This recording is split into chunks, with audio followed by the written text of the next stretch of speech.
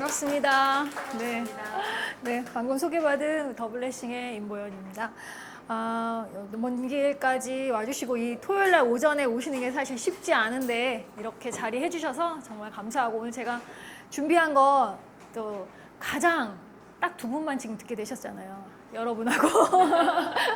네, 그래서 제가 최대한으로 또 알고 있는 것, 또 들은 것, 또 여러분에게 도움이 될 수 있도록 유익하게 한번 해보도록 하겠습니다.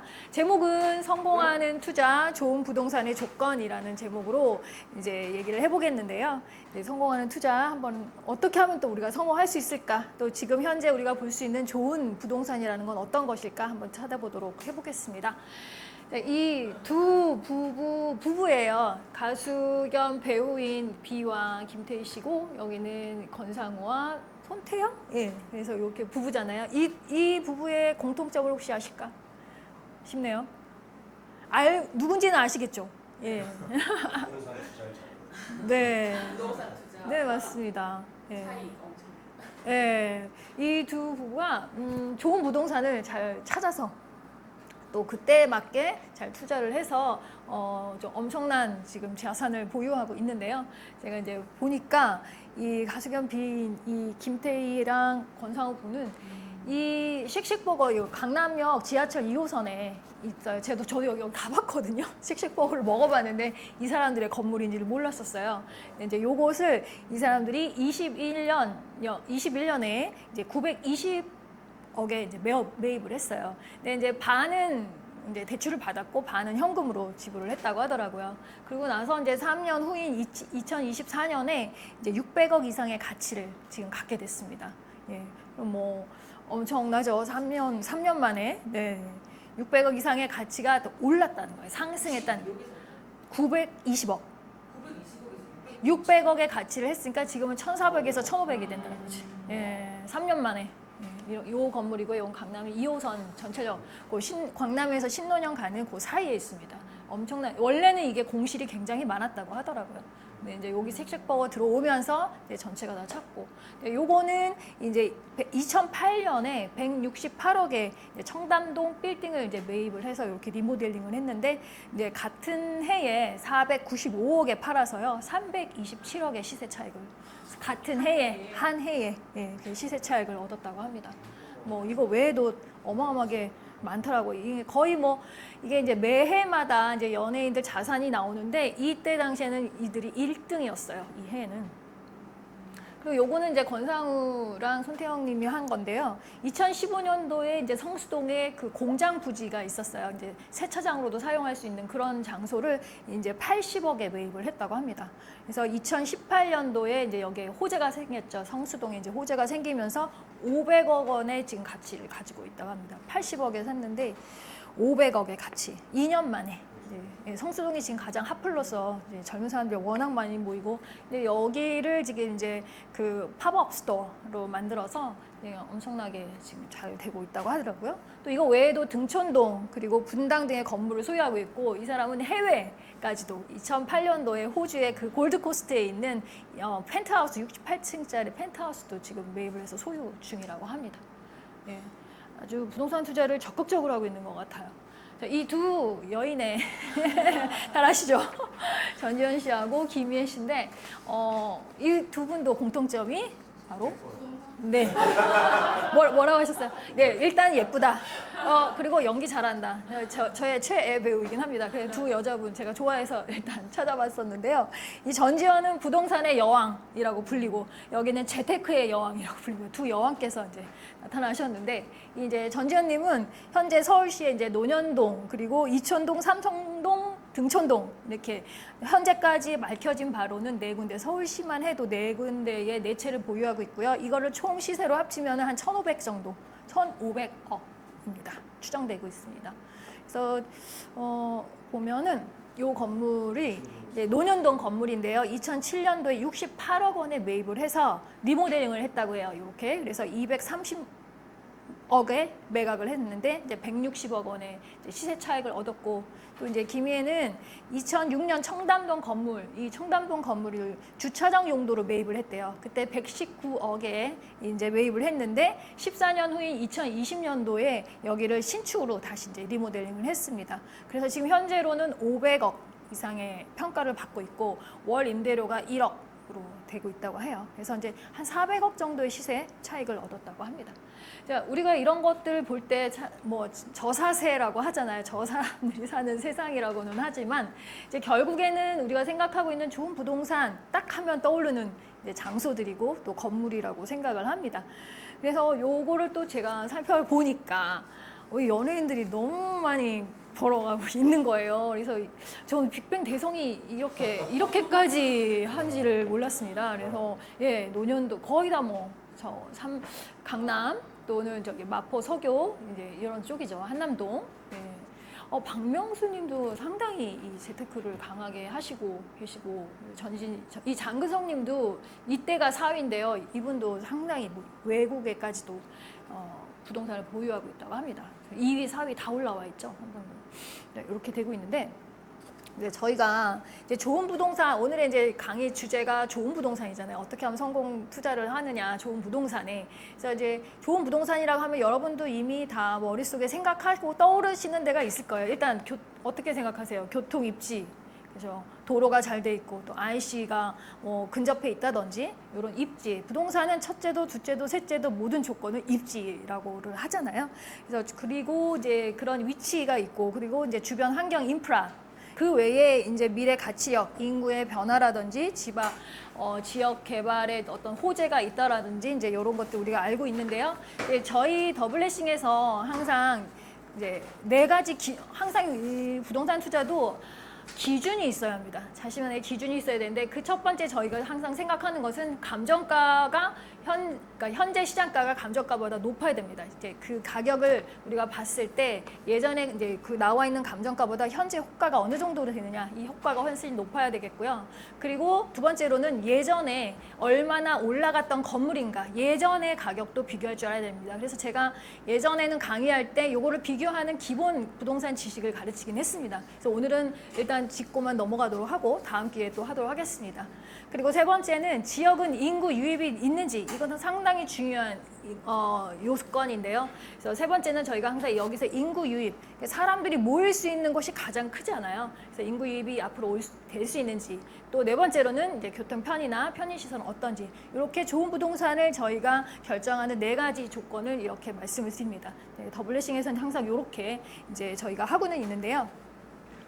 네, 여러분 이제 부동산에 관심 있으신 분들은 이제 정부가 지금 어떤 대책을 내놓는지 여러 뉴스에 귀를 기울이고 계실 건데 9월 7일 날 정부에서 이제 지금 정부에서 계속해서 이제 부동산 규제 대책을 계속해서 내놓고 있습니다. 정책을. 그래서 9월 7일 날 정부가 주택 시장 안정화를 위해서 새로운 부동산 정책을 발표를 했는데요. 이번 정책의 그 정책의 내용은 가계 부채 관리와 또 투기 수요 억제를 목표로 해서 대출 규제 강화에 초점을 뒀습니다. 그래서 대출 규제를 함으로써 이제 부동산 투기를 억제한다라는 그런 메인 골자를 가지고 있고, 두 번째는 공급을 확대하기는 하되 공공주택과 임대주택을 좀 더 늘려나가겠다. 그래서 지금 서울시장이든 부산시장이든 그 빨간당에 있는 그 국민의힘 쪽에서는 지금 이거를 굉장히 반대하고 지금 나서고 있습니다. 그래서 또 세 번째는 이제 실수요자를 보호한다는 입장인데요. 이제 수요 관리와 공급 관리 요 양 측면에서 보다 더 수요 관리를 이제 하겠다. 그래서 실수요자를 보호하는 그런 이렇게 바꿔서 실제로 이제 투기적인 그런 투자 요인들을 모두 이제 없애겠다. 이제 이런 취지를 하고 있습니다. 그래서 이재명 정부가 얘기하는 게 뭐냐면은 이 부동산이 부동산으로 투자를 해서 자산을 늘리는 일, 이런 것들을 최소화시키겠다라는 그런 생각을 가지고 있습니다. 그래서 우리가 이제 좋은 부동산을 우리가 취득을 하기 위해서는 아까 이제 말했던 그 연예인들이 가지고 있던 사실 모든 사람들의 좀 로망이기도 하죠. 저도 그쪽으로 가고 싶습니다. 저는 여러분들 어디를 좀 선호하시는지 모르겠지만 저는 요즘에는 성수동이 그렇게 가고 싶더라고요. 예, 거기 이제 한강 뷰 다 보이면서 예전에는 생각하지 못했는데 이제 강남 쪽만 또 봤는데 강남을 바라볼 수 있는 그 자리가 또 저는 또 개인적으로 좋다라는 생각이 드는데 그렇게 가려면 저희가 이제 여러 단계 이제 저희가 자산이 충분하다면 이제 바로 그 자리로 가면 좋겠지만 이제 거길 가기까지 이제 단계를 거쳐가야 하니까 이제 여러 이런 부동산 정책이라든지 또 어떻게 또 우리가 그 단계를 거쳐갈 것인지 여러 그런 이제 자료들을 갖고 있죠. 저기 누가 오셨어요? 양선님 오셨어요? 그래서 이제 이재명 정부는 부동산 투기를 억제합니다. 예, 그거 이제 주요 골자로 하고 있지만 그러려면은 이 사람들이 부동산 취득하는 것을 또 그것으로 자산을 늘리는 것을 억제하기 위해서는 끊임없이 반복적으로 정책을 내놓겠다고 했습니다. 근데 이제 이런 정책이 계속해서 변화되고 그리고 불확실하잖아요. 앞으로 또 이렇게 했다가 또 다음 달에 어떻게 될지 모르고 요즘에는 토요일 날 정책을 발표하고 월요일 날부터 바로 실행을 한다는 거예요. 그만큼 그 시간을 줄여서 이 사람들이 어떤 대책을 할 수 없을 정도로 지금 정부 정책이 그렇게 변화가 아주 요동치고 있습니다. 거기에다가 뭐 금리도 뭐 얼마 전에 연준에서 지금 금리를 좀 0.25%인가 내렸죠. 그런데 이제 금리 문제도 계속해서 오락가락하고 이제 정치적으로도 세계 경제적으로도 여러 가지 상황들이 불확실성이 많은데요. 그런 상황에서는 우리가 어떻게 좋은 부동산을 찾고 또 성공적인 투자를 할 것인가 보면 대출 규제가 강화되는 이런 시기에는 정부가 육성하는 분야에 집중할 필요가 있다. 거기에 어떤 정책을 내놓느냐에 따라서 저희들이 발빠르게 또 민감하게 그 트렌드를 읽고 또 대처하고 대응을 하는 것이 필요하다고 생각을 합니다. 네, 그래서 성공하는 투자, 수익형 부동산의 성공의 키는 변화하는 정책 흐름을 이해하고 선제적인 대응이 필요한 것이다 라고 얘기를 할 수가 있겠습니다. 네, 요즘에 이런 얘기가 있어요. 원수가 있잖아요. 내게 원수가 있으면 이 사람들에게 제안해야 하는 3가지 사업이 있다고 합니다. 혹시 들어보셨나요? 원수에게 내가 추천하고 제안하는 사업 3가지. 원수. 여기서 원수. 지역주택 조합. 예, 지주택을 권하면 되고요. 그리고 하나는 지산입니다. 지식산업센터. 이런 거 하나 분양받아라. 이런 거 사라. 예, 원수들에게 권하면 되겠고 가장 심각한 건 어딘지 아십니까? 신도시 상가입니다. 예, 그만큼 지금 이런 곳에 공실이 너무나 많고 또 더 무서운 것은 이제 공급 대책이 지금도 어마어마하답니다. 이제부터 더 시작이 된다는 거예요. 그래서 이런 공실이 지금 답이 없대요. 해답을 찾을 수가 없는 거예요. 특히 신도시 같은 경우는 더 심각하고 그리고 노후된 상가, 20년, 30년 된 상가는 더욱더 심각하다고 합니다. 이렇게 어려운 상황인데요. 이제 왜 이런 상황이 생기느냐 하면은 온라인으로 이제 모든 상가들이 저도 마찬가지로 거의 다 온라인으로 지금 뭔가를 매입을 하고 뭐 시켜 먹기도 하고 어디 상가를 가서 뭐 식사를 한다거나 이런 것들이 점점 줄어들잖아요. 그래서 결국에는 이 상가 시장이 공급 과잉이에요. 너무 많이 지어놨고 그리고 신축으로 쏠리고 또 심각한 이제 이 공실 문제인데요. 지금은 현재 강남 빌딩, 강남 아파트 또 강남 골목 그 뒷골목 있잖아요. 이런 상가들도 공실이 많다고 합니다. 강남도 그런 상황인데 다른 곳은 더 어마하게 지금 세종에 살다 오셨잖아요. 세종은 더 심각합니다. 예. 이렇게 공실에 대안이 없는데 그래서 요즘에 그것을 대안할 수 있는 또 새로운 트렌드, 이 트렌드를 4가지 트렌드가 있는데 뉴 이코노미라고 해서 첫 번째는 데이터 센터입니다.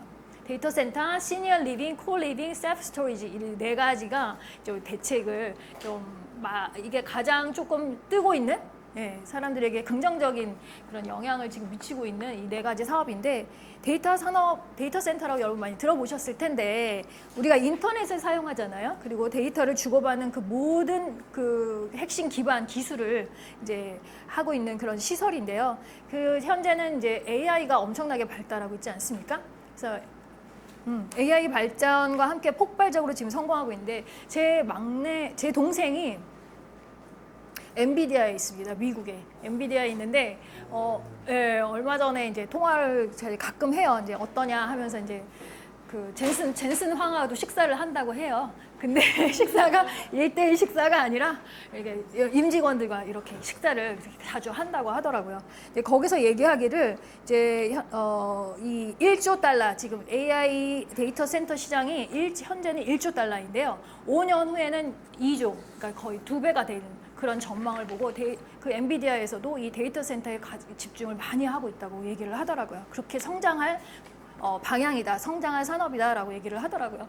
근데 이제 이런 것들도 각 조금씩의 문제들은 있습니다. 이걸 자세히 들어가서 이제 지금은 설명을 다 할 수가 없고, 데이터 센터 같은 경우는 전력 소비량이 많기 때문에 이런 문제들을 좀 해결해야 되고, 그리고 이제 인허가 문제라든지 이제 이게 엄청난 그런 장소가 필요하기 때문에 그런 것들을 조금 생각을 해봐야 되고, 두 번째 뜨고 있는 산업은 이제 시니어 리빙이라고 해서 이제 우리나라가 OECD 국가 중에서 최고령 그 65세 이상의 이제 인구가 지금 엄청나게 많아서 최고령 사회로 지금 진입을 했는데 65세 이상이 이제 시니어라고 보통 합니다. 그래서 요 이제 그 시니어 산업과 관련된 뭐 그 사람들이 살고 사는데 필요한 모든 시설 그리고 모든 서비스 이런 모든 것들이 다 들어간 게 시니어 리빙인데요.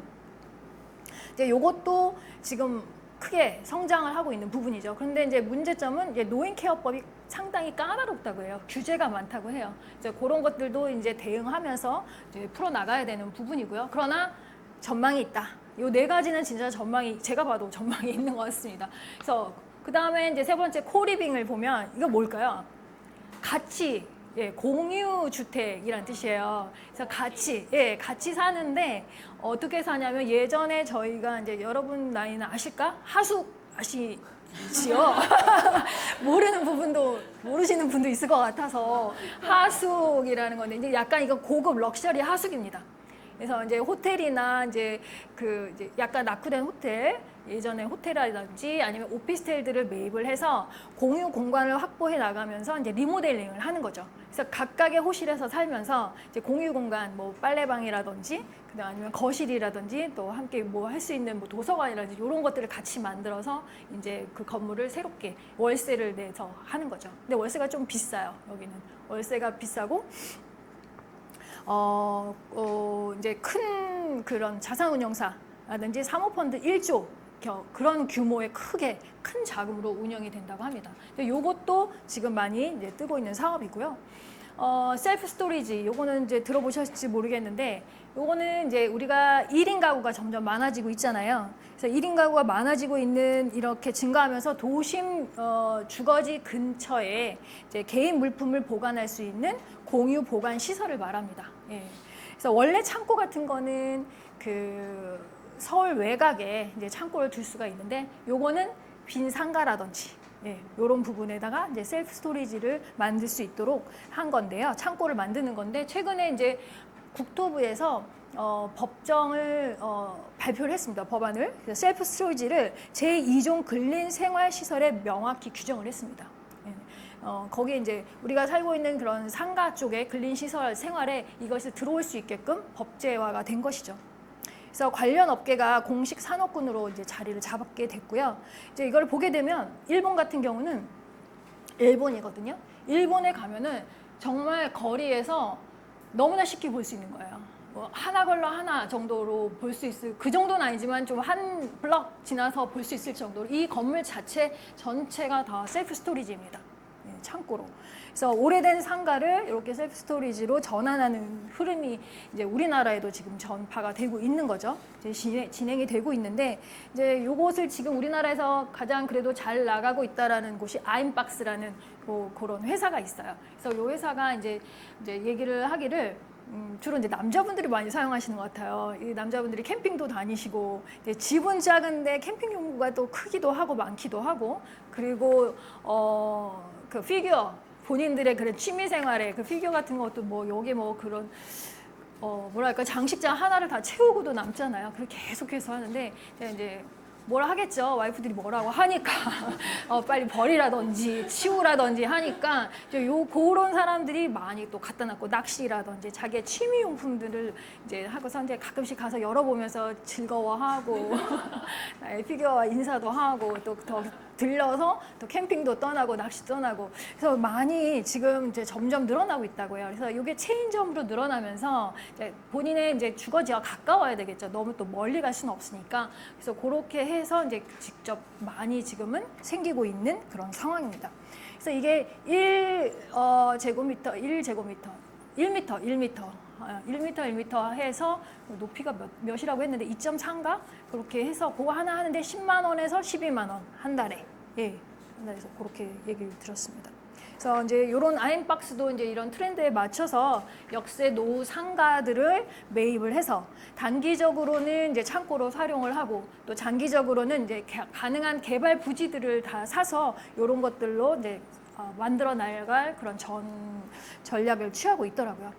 그래서 상가 수요가 엄청나게 지금 감소가 되고 있고 또 도시가 이제 고밀도화 되니까 이런 셀프 스토리지는 공실 해결에 대한 참 좋은 방법이 아닐까 참 생각이 들었습니다. 재밌죠? 이런 정도는? 예. 이거 하나 이제 나중에 조그만 집 하나 있고 그냥 물건들 조금 들 쓰는 버리기는 아깝고 내가 쓸 수 있는 것들을 하나씩 하면은 제가 봤을 때는 이것도 좋지 않을까 싶습니다. 자, 그리고 이제 저희가 정책에 따라서 이제 우리가 생각해 나갈 수 있는 또 현재 가장 핫하고 또 좋은 부동산이라고 볼 수 있는 것. 네네. 스마트팜, 또 모듈러 건축, 태양광, 그렇게 태양광 요 세 가지를 오늘 집중적으로 얘기를 해보고요. 여기서 나는 것 같습니다.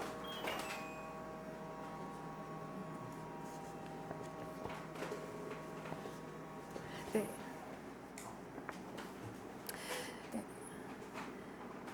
그래서 이제 요것이 이제 정책에 따라서 저희가 지금 전환할 수 있는 어떤 사업의 방향이라고 보고 그렇다면 왜 스마트팜일까? 여러분 이제 많이 또 들어보시기도 하시고 또 좋다더라, 뭐 요즘에 뭐 유행한다더라 이런 얘기를 또 들으셨을 텐데 오늘은 좀 간단하게 그냥 짚고 넘어가고 태양광 위주로 좀 얘기를 해보도록 하겠습니다. 미래 농업의 방향이 되고 있습니다. 그래서 정보통신 기술 ICT를 활용을 해서 작물 생육 환경을 자동 제어를 하고 자동 시스템으로 만들어 나가고 또 그렇게 함으로써 생산 효율성을 높이는 그런 이제 방식이고요. 농업의 이제 새로운 가치를 창출하는 이제 그런 방식이 되고 있는데 안정적이고 또 고품질의 농산물을 생산하는 그런 효율성 증대를 위해서도 필요하고 또 이제 전원 생활을 또 꿈꾸는 분들이 많이 있으시잖아요. 이제 연세가 있으시게 되면 그래서 은퇴 후에 전원 생활을 하면서 또 거기에서 스마트팜을 운영하면서 경제 활동까지 할 수 있는 그런 결합 모델로서 지금 뜨고 있습니다. 스마트팜이 이제 지금 연평균 성장률이 10.2에서 19.1 사이로 상당히 높고요. 여기에 이제 왜 이것을 저희가 좋은 부동산이라고 지금 현재 생각을 하냐면 정책 자금 지원이 많습니다. 그래서 아주 정부에서 적극적으로 지원을 하고 있고 또 기후 변화와 그 환경 문제, 또 식량 강화 안보 문제 이런 것들이 대응책이 될 수 있기 때문입니다. 그래서 앞으로는 제가 지난번에 ESG 관련돼서 또 강의를 들었는데요. 요것 또한 이제 앞으로 스마트팜이 이제 유기농의 작물이라는 것이 지금 미국에서 이제 그 법제가 통과되려고 하고 있어요. 그래서 이제 앞으로는 모든 야채라든지 그런 것들이 이 스마트팜에서 재배된 것으로 먹게 될 수 있다. 이렇게 변화될 수 있는 그런 과정이 진행되고 있다고 합니다. 스마트팜도 저희가 주목을 해봐야 하는 또 좋은 부동산 투자가 될 수 있을 것 같고요. 요거는 이제 모듈러 주택인데요. 이제 지금은 이제 그 건축 시장이 엄청나게 지금 불황을 겪고 있죠. 그래서 그거에 대한 대책 그리고 요런 이제 소형 별장이라든지 요거는 뭐냐면은 이제 주요 골조라든지 벽제 그리고 전기 배관 등을 갖춘 그 모듈 하나하나의 부분의 그 모듈들을 미리 제작을 해서 그것을 이제 현장으로 운반하고 조립하는 방식입니다. 그래서 그런 건축물이기 때문에 전통적으로 하던 그런 건축 방식의 한계를 극복하는 아주 혁신적인 방법으로 지금 나타나고 있습니다. 우리나라도 이제 예전부터 시작은 됐는데 이제 요게 가장 많이 발달되어 있는 게 영국이더라고요. 그래서 영국, 호주, 또 싱가포르 이런 나라 등에서는 이게 이미 이제 많이 확산이 되고 있는데요. 이 시장도 아주 빠르게 지금 규모가 성장하고 있습니다. 그래서 2030년에는 국내 모듈러 시장의 건축 시장의 규모가 2조 원으로 예상이 된다고 해요. 이제 영국 같은 이게 영국에서 지어진 건데요. 10 크로이던이라고 해서 이게 이제 세계에서 가장 높은 모듈러 건축물 중에 하나. 예. 그래서 원래 저는 생각하기를 아까 저 좀 전에 봤던 요런 정도의 단지라든지 아니면은 뭐 창고라든지 별장이라든지 요런 정도로만 소형 펜션 요런 정도로만 생각을 했는데 이미 해외에서는 이렇게 큰 건물들을 지금 짓고 있습니다. 모듈러로. 예. 그래서 이거는 이제 38층하고 44층 두 개 타워를 건설을 해서 이 안에서 모든 것이 해결되는 거예요. 예. 엄청나게 럭셔리하게 잘 지어놨더라고요. 그리고 더 놀라운 것은 이 모듈러 건축 방식으로 해서 26개월 만에 완공을 했다고 해요. 예. 그리고 제가 또 여기서 눈여겨봤던 것은 이 건축 과정에서 생기는 탄소 배출량이 40%를 감축했다고 하더라고요. 예. 그러니까 이거는 뭐 ESG, Environmental, S, Society, Governance, 그러니까 사회와 환경과 또 지배 구조를 하는 그런 경영 방식, ESG 경영 방식을 도입한 것이라고 할 수 있죠. 40%면 엄청납니다. 예, 거기서 나오는 이제 뭐 먼지라든지 이런 모든 것들이 40%가 감축됐다는 거죠. 제가 봤을 때는 앞으로는 ESG 경영의 그 방향이라면은 저는 이 모듈러 방식이 참으로 큰 사업 중에 하나라고 생각이 합니다. 네. 자, 요거는 이제 태양광입니다. 왜 태양광일까? 예. 지금 이제 모든 건 이제 친환경, 이제 어떤 기업도 그렇고 개인도 그렇고 환경을 생각하는 사업이라든지 생활이 아니면은 이것이 지금은 이제 지구를 살리는 것. 크게는 뭐 지구를 살린다, 뭐 우리 후대를 위해서 지구를 보존한다라는 그런 입장도 있지만 우리가 현재 살고 있고 또 나의 자녀들이 앞으로 살아갈 환경들을 저희가 살아가면서 준비하고 또 깨끗이 보존하는 것들이 너무나 중요하다는 생각이 듭니다. 그래서 이 친환경 에너지를 전환하는 이 시대에서 태양광 발전소가 가장 지금 국가 정책적으로도 많은 지원을 받고 있는데요. 이제 기업들이 왜 그러냐면 기업들의 재생 에너지 이거를 100% 재생에너지로만 사용하라라는 그런 요구가 100% 사용하라는 요구가 증가되고 있습니다. 그래서 RE100이라고 합니다. Renewable Energy라고 해서 이제 100%를 요구를 하고 있고요. 그리고 정부의 신재생 에너지 보급이 지금 확대하는 그런 정책 방향으로 지금 이재명 정부에서는 가장 지금 많이 밀고 있는 사업 중에 하나입니다. 금융 지원도 엄청나게 많고요. 그리고 이것은 장기적이고 안정적인 수익을 창출했기 때문에 이제 단기적으로 하고 빠지는 것이 아니라 기본 20년으로 잡고 가기 때문에 장기적이고 안정적인 수익을 창출했습니다. 그래서 그리고 내가 여기에서 그런 에너지를 이제 조금 뭐 초과해서 더 많은 생산이 있다. 그러면 이걸 또 팔 수도 있고, 예. 그래서 이제 REC라고 해서 리뉴얼 에너지 그 서티피케이트라고 해서 요 인증서를 또 서로 주고받고 판매하는 그 판매 시장이 또 있습니다. 그런 것들도 이제 저희가 또 모르는 이쪽의 세계가 어마어마하게 지금 크게 발전하고 또 확장이 되고 있더라고요. 예, 그래서 이제 이 신재생 에너지를 사용하는 그 이제 태양광인데요. 이제 저희가 볼 때 이러한 부동산에서 이제 수익을 남기고 또 조건에 맞고 좋은 토지를 고르기 위해서는 우리가 안목을 가져야 합니다. 그러려면은 이 땅에 숨겨진 그런 기본적인 가치, 그것을 알 수 있도록 그런 지식이라든지 또 프로테크 기반의 앱을 활용할 수 있는 그런 우리가 그런 지혜와 지식이 필요한 그런 때라고 생각을 합니다. 그래서 이 토지 이용 계약 확인원 저희가 이제 예전에는 그런 이제 저희가 교육을 하면서 이런 프로테크 기반의 앱을 어떻게 활용하고 보고 또 내가 투자를 하더라도 다른 사람이 아무리 좋다고 해도 결국 내가 마지막에 결정을 해야 되고 또 내가 공부해서 알아야지만 내가 결정해서 들어갔잖아요. 그러면은 기다릴 수가 있어요. 그런데 그걸 모르고 그냥 사람들 얘기만 듣고 들어가게 되거나 하게 되면은 조바심이 생겨서 견딜 수가 없습니다. 주식도 마찬가지고 모든 부동산 투자라든지 투자는 마찬가지라고 생각합니다. 그래서 이 부동산 기본의 교육이 너무나 중요하고 그중에 이제 스마트팜, 모듈러 그리고 태양광 이 모두가 토지 위에서 또 진행이 되고 또 건물도 있지만 그래서 토지 이용 계획 확인원을 볼 수 있는 이 기본적인 지식 바탕이 필요해서 오늘 잠깐 짚고 넘어가도록 하겠습니다. 그래서 우리나라에는 이 모든 토지를 기본적으로 용도를 다 정해놨습니다. 그래서 토지 이용 계획 확인을 보면 토지를 보는 데 있어서 가장 기초적으로 확인해야 될 토지의 신분증과 같다. 우리도 우리의 신분증을 가지고 다니듯이 내가 언제 태어났고 또 뭐 어디에서 태어났고 또 이런 것들 어디에 살고 있고 이런 것들을 가지고 있듯이 이 토지도 토지의 신분증인 토지 이용 계획 확인원이라는 게 있습니다. 그래서 토지 이용 계획 확인서에서는 토지 이용 규제 한번 읽어볼게요. 제가 토지 이용 규제 기본법 제5조 각 호에 따른 지역, 지구 등의 지정 내용과 그 지역, 지구 등 안에서의 행위 제한 내용 그리고 동법 시행령 제9조 사항에서 정하는 사항을 확인하여 드리는 것. 그래서 국토교통부에서 2021년 2월 1일부터 얼마 안 됐더라고요. 그래서 토지 이용 규제 서비스와 도시계획 서비스 포털 통합 운영을 발표하면서 종합 포털 토지 이음 서비스를 시작했습니다. 토지 이음, 토지 이용 계획 확인은 같은 말입니다. 네, 이거는 간단한데요. 네이버에 들어가셔서 토지 이음을 치시면 딱 이렇게 뜨고요. 그래서 거기서 알고 싶은 본인이 가지고 소유하고 있는 토지라든지 이런 것들을 치고 들어가시면 됩니다. 경기도 저희가 이제 보유하고 있는 토지인데요. 평택시 이렇게 들어가서 치고 들어가면 이렇게 딱 뜹니다. 그 토지에 대해서 저희가 성해리산 9번지 평택에 그래서 여기는 지목은 임야다. 이곳에 이제 무엇을 할 수 있는지, 이제 여기서 얼마나 지을 수 있고, 얼마나 높이, 얼마나 넓게, 또 무엇을 지을 수 있는지 그런 것들이 다 나타나 있는데 여기는 임야입니다.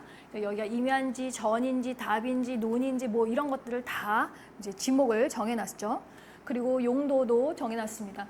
그리고 여기는 계획관리 지역이고 자연취락지구, 자연이 사람들이 모여 살게 된 것을 자연취락지구라고 하고요. 또 면적이 나타나 있고 또 여기 연도별 보기를 들어가게 되면은 지금까지 이 토지가 얼마나 그 가격이 상승했는지 그것도 알 수가 있습니다. 그래서 여기 그림도 나오고 이제 그 토지에 대한 모든 것들이 나오고 있죠. 여기는 자연 녹지 지역이다. 색깔로 다 구분을 해놨습니다. 계획관리 여기는 계획적으로 지금 관리가 진행되고 있는 곳이다. 자연 지역이다. 이렇게 있습니다. 그래서 우리나라는 모든 곳에 그런 용도를 다 짜놨어요. 어떻게 이용을 할 수 있는지. 그래서 어떤 곳에는 아파트를 지을 수 있고 어떤 곳에는 지을 수 없고 또 어떤 곳은 그런 걸 신청할 수 있고 또 신청할 수도 없고 또 이런 것들을 정확하게 다 구분을 해놨습니다. 그래서 땅의 미래를 알려주는 나침판이라고 할 수 있죠. 그래서 저희가 스마트팜을 하든지 태양광을 하든지 요거 인허가와 자주 직결되어 있는 부분이기 때문에 한번 짚고 넘어갔습니다. 이렇게 한번 보시면 이렇게 여기서 할 수 있는 모든 시행 법령과 규칙이 나와 있고요. 자연취락지구다. 그리고 여기서 지을 수 있는 것, 할 수 있는 것과 할 수 없는 것 X 또 그 0표를 해서 공으로 해서 연립주택 같은 걸 지을 수 있지만 아파트는 지을 수 없다. 딱 다 나와 있습니다. 공장도 이제 세모 할 수도 있고 할 수도 없다. 카지노 안 되죠. 저런 데는 단란주점 안 되고 이런 것들이 다 나와 있습니다. 물류 터널 됩니다. 여기도 이런 것들. 또 여기는 이제 건폐율을 여기는 이제 이 토지임을 보시면 이제 대지 면적에 반해서 건축을 어느 정도로 할 수 있는지 건폐율이 나와 있고요. 일종이냐, 이종 주거냐, 준주거냐에 따라서 이제 몇 %로 지을 수 있다라는 것이 나와 있습니다. 자세히 보시고 또 여기는 용적률. 이렇게 몇 % 이상 지을 수 있다. 가장 이제 큰 것은 일반 상업지역, 중심 상업지역이 400%입니다. 그래서 가장 그 이제 용적률을 크게 할 수가 있는 곳이죠. 맞습니다. 이렇게 색깔로서 뭐 딱 보면은 여기는 뭐 할 수 있는 관리지역, 이런 관리지역에 또 그 태양광을 또 설치할 수 있다라든지 이런 것들 딱 보시면서 아 요건 되겠구나, 아 저거는 노란색이 있는 곳은 아 주거 지역이라서 여기는 좀 어렵겠구나 라는 것을 이제 본인들이 어느 정도 파악을 할 수가 있겠죠. 네, 아까 들어갔던 그 토지에 대해서 이렇게 그림이 나와 있습니다. 농림지역과 계획관리지역 이렇게 나와 있죠. 그래서 태양광 으로 조금만 더 설명을 들어가도록 하겠습니다. 그 태양광 사업을 하게 된 것도 저희도 지금 뭐 얼마 되지는 않았습니다. 근데 저희가 이제 부동산 개발업을 하고 그리고 이제 교육을 하다가 왜 갑자기 태양광을 하게 됐을까 이제 의문을 또 가지실 수도 있어서 아까 제가 말씀드린 것처럼 정책적인 방향도 있고 또 앞으로 미래의 또 전망도 높기 때문에 이것을 하게 되는데 그래서 이 태양광은요 지붕에도 할 수가 있고 그리고 노지 그리고 유휴지 이런 곳에도 할 수가 있고 다양한 곳에도 할 수 있습니다. 물 위에도 할 수 있고요 저수지에도 할 수 있고 또 뭐 염전에도 할 수 있고 또 창고, 또 물류센터, 그런 지붕 위에 그리고 요즘에는 건물의 외벽에도 할 수 있게 되어 있습니다. 그래서 아주 다양하게 지금 들어가고 있는데요. 이 지붕에 태양광을 설치하는 것은 그렇게 어렵지는 않습니다. 이제 어느 정도의 면적이 나오고 또 거기에 들어갈 수 있는 이제 전력량이 어느 정도 남아 있는지 한전에서 확인을 하고 이런 것들을 보면서 지붕은 조금 쉽게 들어갈 수 있는데요. 이제 토지에다가 태양광을 설치하는 것은 조금 공부가 필요합니다. 예, 그래서 모든 땅이 다 되는 것이 아니라서 일반인이 개인으로 접근하기는 조금 어려운 부분이 있습니다. 그래서 저희가 단순히 태양광 사업을 하는 영업하는 그런 회사가 아니라 저희는 이렇게 아까 제가 말씀드린 것처럼 이제 3년 동안 계속해서 매회 이제 교육을 지금처럼 시행을 해왔고요. 매주 토요일마다 교육을 해왔고, 그리고 세미나도 이제 1년에 2번, 3번을 계속해서 열어왔습니다. 그래서 기본 그런 부동산 지식을 바탕으로 지금 하고 있다가, 아까 제가 말씀드린 것처럼 토지인계획 확인원, 또 뭐 밸류맵 이런 것들을 공부를 하다 보니까 토지에 대한 이제 지식이 쌓이면서 이 토지 위에 태양광을 또 같이 할 수 있는 그런 기술이 접목된 것이고요. 또 우리 회사가 시작된 게 법무법인으로 시작됐기 때문에 이 법률의 기본 바탕을 두고서 그 다음 단계로는 이제 그 부동산 디벨로퍼로서 많은 경험을 쌓아왔습니다. 그렇게 하면서 이제 탄탄하게 금융권이 저희와 함께 일을 하게 됐어요. 자산운용사들이 함께하게 되었고, 그래서 법률 기본 위에 부동산 지식 바탕 위에 그리고 금융권이 함께하고 그리고 이제 부동산 디벨로퍼로서 했던 그런 경험들이 있고 거기에 태양광 기술이 합쳐진 것입니다.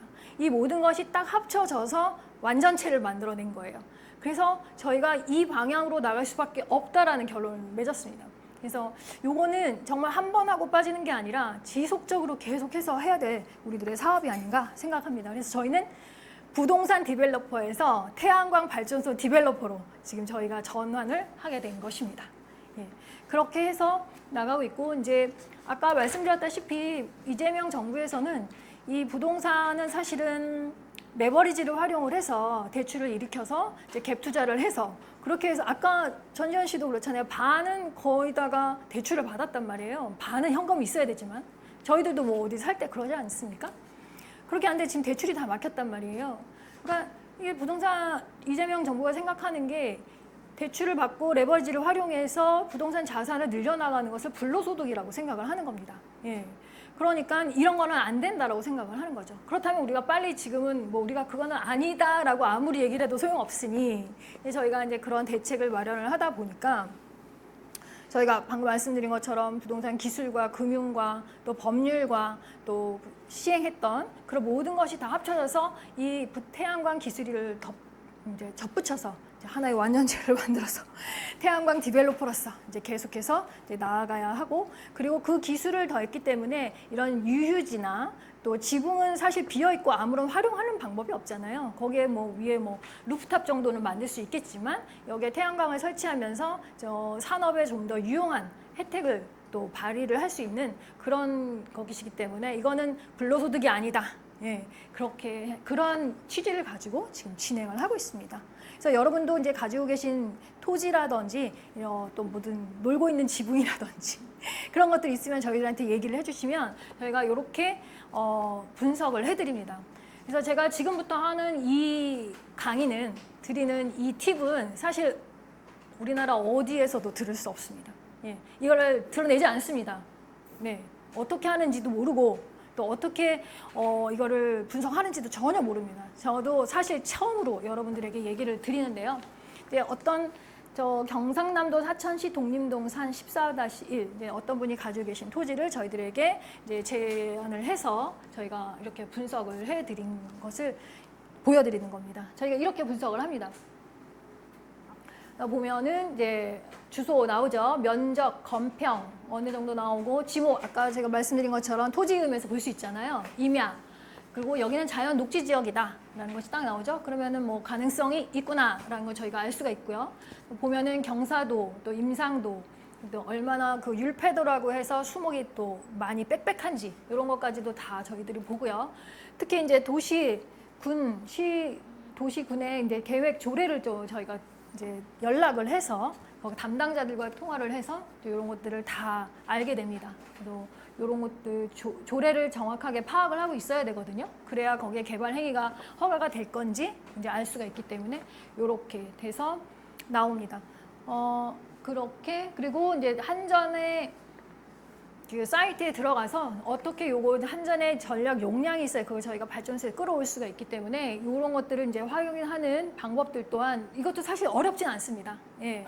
한전에 들어가서 요 순서대로만 용량 접속 그다음에 요 분야를 하면은 바로 검색하면은 주변에 얼마나 지금 전력량이 남아 있는지 알 수가 있습니다. 그래서 요렇게 같이 들어가고요. 이제 이거는 건축물에 대해서 공장 도면도 저희가 보면서 이제 지붕과 또 그 높이 이런 것들을 다 확인을 하면서 알게 되고요. 결국에는 이제 아까 말씀하신 것처럼 지자체 그런 법령, 도시계획 조례 이런 것들을 쭉 다 보게 됩니다. 확인을 해서 이제 마지막으로 이제 이 지도를 보면서 이제 이게 여러 가지 조건이 있습니다. 이게 뭐 500명 10가구, 10호 이상이 이제 모여 사는 그런 지역이라면은 거기에서부터 한 뭐 500m 떨어져야 된다. 뭐 10가구 이하이다. 그러면 한 200m 떨어지면 되거든요. 근데 그 거리를 다 재고 또 뭐 2차선 도로에서는 200m 떨어졌다라는 것들을 딱 보면서 이제 마지막으로 이렇게 결론을 딱 내서 가능하다. 그리고 어느 정도 전력이 만들 수 있구나라는 것을 저희들이 알 수가 있습니다.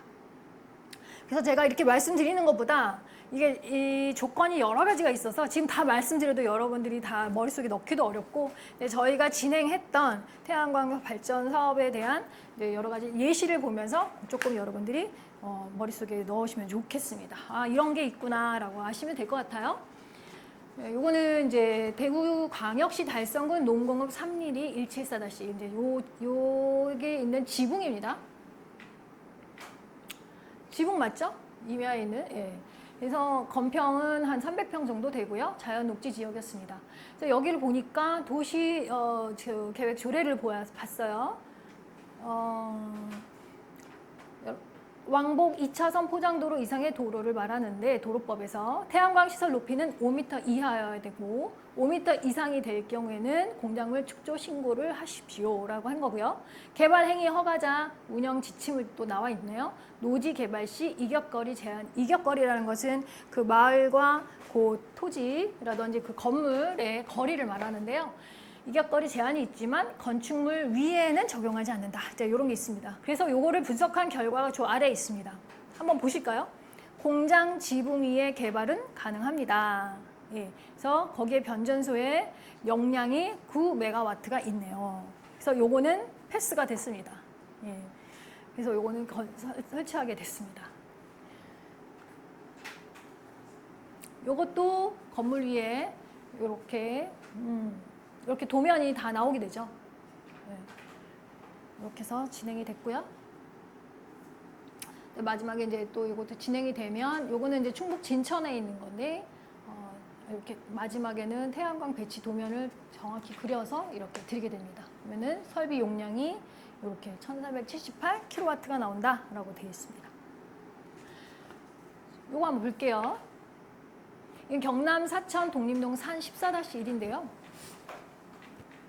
면적은 13,100평 임야이고 자연 녹지 지역입니다. 그래서 조례를 보니까 조례를 잘 봐야 됩니다. 주요 도로에서 직선 거리 내에 500m 이내 안 되고 주거 밀집 지역 100m 이내에 5호 이상 가구 모이는 지역 직선 거리 500m 이내.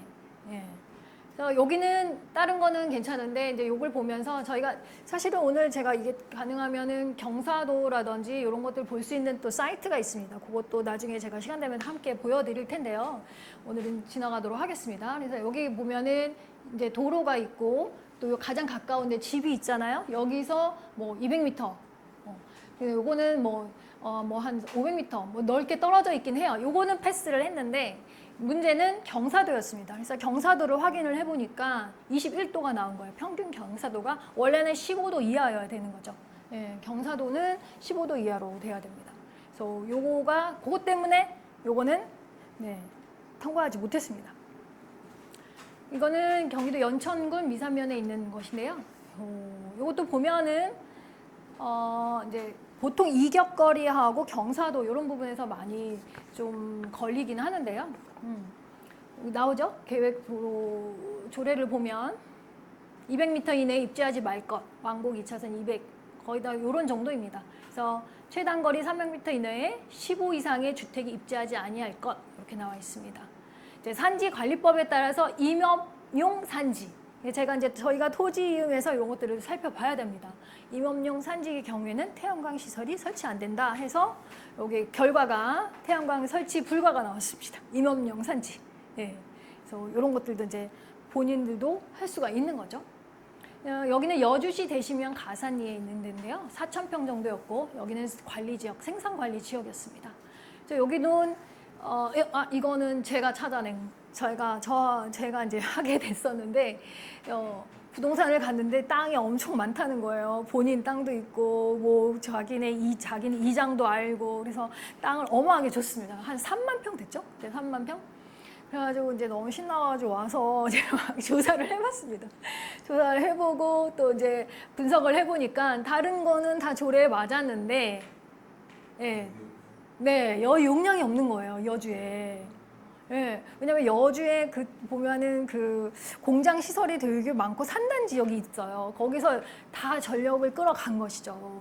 근데 남아있는 게 1메가와트밖에 안 돼서 안 되게 됐습니다. 예, 좀 안타까웠지만 그렇게 됐습니다. 뭐 많이 해봐야죠. 근데 여기는 또 특별한 거는 여주시는 개인이 태양광을 하더라도 새마을회랑 공동으로 또 또 의견을 또 모아야 되는 그런 부분도 있었습니다. 요거는 안성시 죽산면 용설리 산 143 보정관리지역이었고 2,400평이었습니다.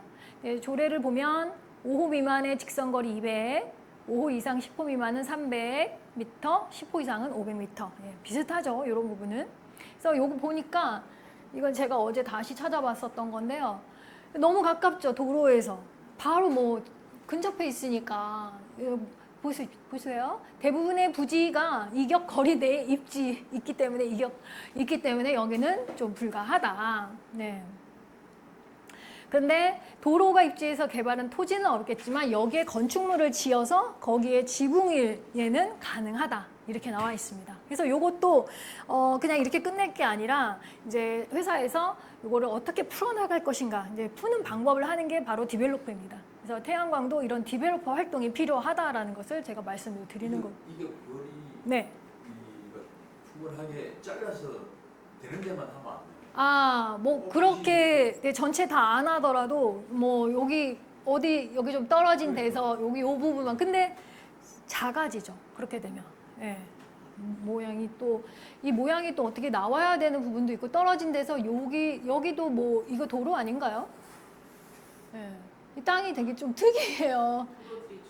예, 중간에 도로들이 또 이렇게 있고 여기도 가깝고 좀 여기 아니면 요 중간에서 해야 되는데 여기도 보면 저기도 보면은 너무 살림이 빡빡하고 이런 것들이 조금씩 그 말씀하신 그것도 됩니다. 잘라서 되는 경우도 있습니다.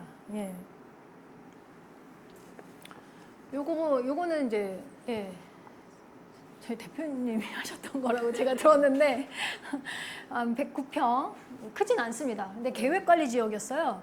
임야인데 어제 요거를 보니까 제가 정확히 몰라서 이걸 다시 찾아보니까 요렇게 땅이 생겼어요. 보니까 이제 요것도 도로를 같이 끼고 있어서 아까 말씀하신 대로 뭐 잘라서 하면 되지 않을까 했습니다. 근데 이제 요것도 토지로서는 어렵지만 여기에 이제 다시 농업용 창고라든지 주택 또 뭐 버섯 재배사 이런 것들을 해서 그 위에다가 뭐 지붕을 하는 것은 괜찮을 수 있다라는 얘기입니다. 근데도 여기 또 특별하죠?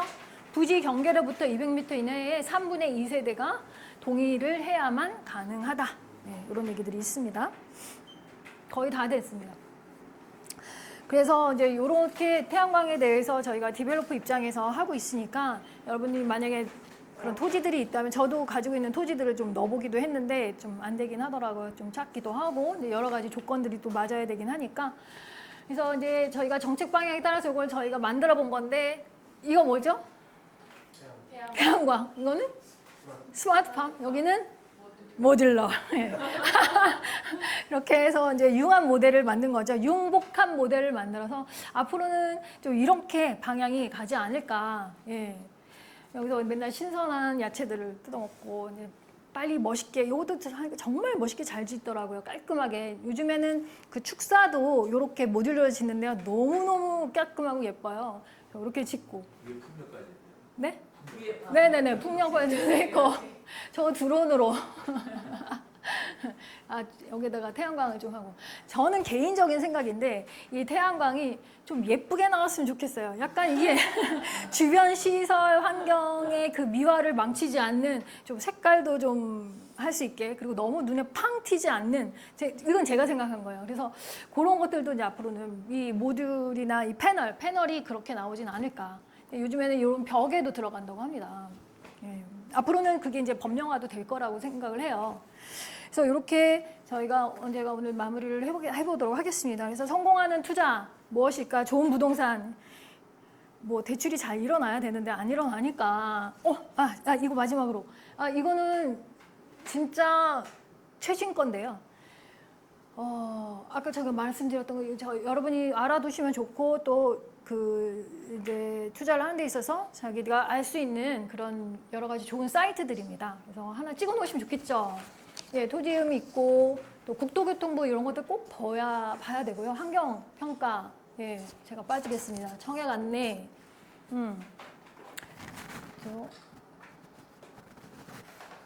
여기 또 있습니다. 그래서 저희가 예전에 밸류맵, 네이버 부동산, 호갱노노, 아실, 요거는 이제 아파트 실거래가가 진짜 잘 나와 있습니다. 예.